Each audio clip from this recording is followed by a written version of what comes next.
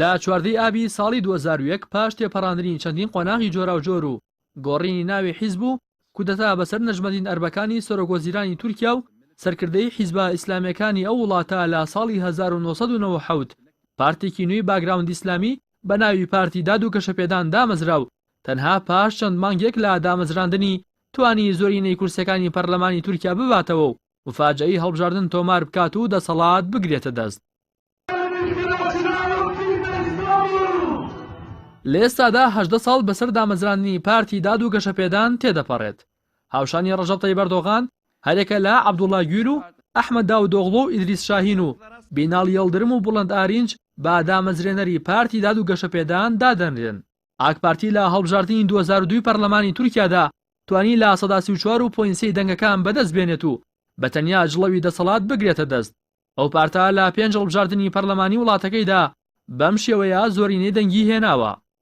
لە 2002دا لە 4.3 دەنگەکان، لە 2007دا لە 46.7 دەنگەکان، لە 2011دا لە 149.8 دەنگەکان، لە 2015دا لە 149.5 دەنگەکان، لە کۆتا هەڵبژاردننی پەرلەماندا و لە ساڵی 2018دا لە 142.6 دەنگەکانی بەدەستێناوە. بەپێی ئامارە نافەرمیەکان پارتی داد و گەشەپێدان لە ساڵی 2015دا 9,400,000 ئەندامی هەبووە. لەگەڵ برنەوەی زۆرینەی پەرلەمانی لەسەر جەم هەڵبژاردنەکانی سەرۆکایەتی کۆماریشدا کاندید یاک پارتی هەڵبژاردنەکەی بردووەتەوە. بە جۆرێک دووخول عەبدوڵڵا گول سەرۆکۆمار بووە و دووخولی ڕابردووی هەڵبژاردنەکانیش ئەردۆغان بردنەوەی مسۆگەر کردووە. لە ئێستاشدا سیستمی حکومڕانی تورکیا لە پەرلەمانیەوە بۆ سەرۆکایەتی گۆڕاوە و سەرۆکوەزیران نەماوە و کۆی دەسەڵاتی جێبەجێکردن بۆ سەرۆکۆمار گەڕاوەتەوە. پارتی داد و گەشەپێدان لە سەرەتای گرتنە دەسەڵاتیانەوە بەهۆی پرۆژە خزمەتگوزاریەکان و بەرزکردنەوەی باری ئابووری وڵات و دانەوەی قەرزەکان و ئاوەدانکردنەوەی ناوچە گەشتیارەکان و ڕاکێشانی گەشتیارێکی زۆر بۆ وڵاتەکە بەردەوام ڕێژەی دەنگەکانی تا هەڵبژاردننی ساڵی 2015 لە بەرزبوونەوە بەردەوام بوو.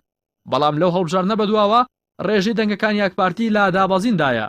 لە دوایین هەڵبژاردننی شارەوانیەکانیشدا بۆ یەکەم جار لە دوای گرتنە دەستی دەسەڵاتەوە هەردوو گەورە شارەوانی ئەستەمبوڵ و ئەنقەری با کاندیدەکانی پارتی گەلی کۆماری ناسرا و بە جەهەپە دۆڕاند. بەمەش گورزێکی کوشندا بەر پارتەکەی ڕەجەب تەیب ئەردۆغان کەوت و بە سەرەتای شکستی حیزبەکە دانرا. لە ساڵی 2016دا بەدەست لە کارکێشانەوەی ئەحمەد داودۆغڵۆی سەرۆکوەزیرانی ئەو کاتی تورکیا لە سەرۆکایەتی پارتی داد و گەشەپێدان و سەرۆکایەتی حکوومەتی تورکیا کێشە ناوخۆیەکانی نێو ئەکەپا تەقیەوە. گەرچی لاوتاری دەست لە کارکێشانەوەیدا داودۆغڵۆ بەڵێنیدا لە سەر بەهێزکردنی حکوومەتی تورکیا بە سەرۆکایەتی پارتی داد و گەشەپێدان بەردەوام بێت و بە ئەندامانی پارتەکەی وت تا ئەمڕۆ سەرۆکایەتی ئەوەم کردو لەمڕۆ بەدواوە دەبم بە یەکێک لە ئێوە. بەڵام هەرێک لە ئەحمەد داودۆغڵۆ و عەبدوڵڵا گول پاڵپشتی لە دامەزراندنی پارتێکی نوێ لە بەرامبەر ئاک پارتی دەکەن و پێیان وایە ئاک پارتی لە ئامانجەکانی دامەزراندنی دوورکەوتوەتەوە. دەست لە کارکێشانەوەی عەلی باباجانی ئەندامی دەستەی دامەزرێنەری ئاک پارتی لە 8 تەمووز یەم ساڵدا پرسی دروستکردنی حیزبێکی لە بەرامبەر پارتی داد و گەشەپێداندا کردووە بەڕاستیەک کە چیدی ناتوانرێت پەردەپۆش بکرێت.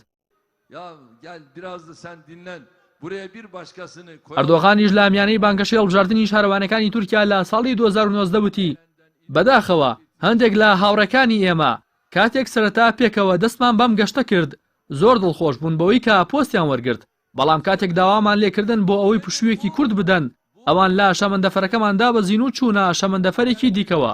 ئەوانی کە ئەمڕۆ خیانەت لە ئێمە دەکەن سبەینی خیانەت لەوانی دیکەش دەکەن.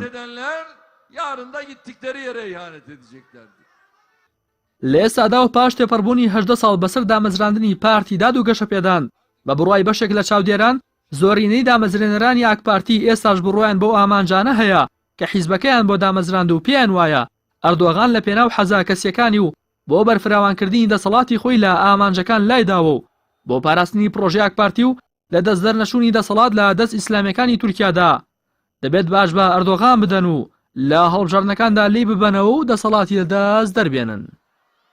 Sizden devraldığımız İstanbul bu.